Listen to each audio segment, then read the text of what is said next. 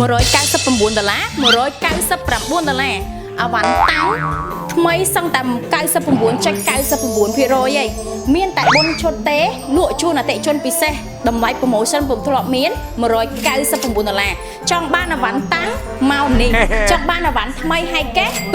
$269 ក្នុងមួយឈុត promotion បជាមានតែ4ឈុតនេះទេកន្លែងតាំងអាវ៉ាន់ធានាជូនអតិជនតែម្ដងតោះឥឡូវក្រុមការងារធ្វើការទម្លាក់ជាមួយនឹង model នេះចង់ដឹងថារូបរាងប៉ុណ្ណឹងប៉ុណ្ណាជូនអតិជនមើលតែម្ដង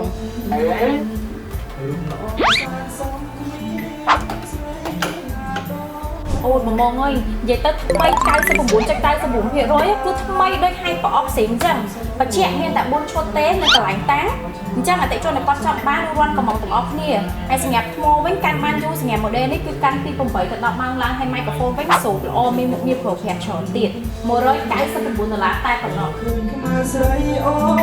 នរៀបចំផ្ទះបោះរៀនទេវតាដាក់កាត់ថ្វាយព្រះនំស្ល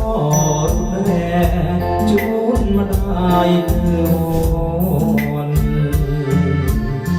បងឃើញខ្មៅពូនព្រំសាច់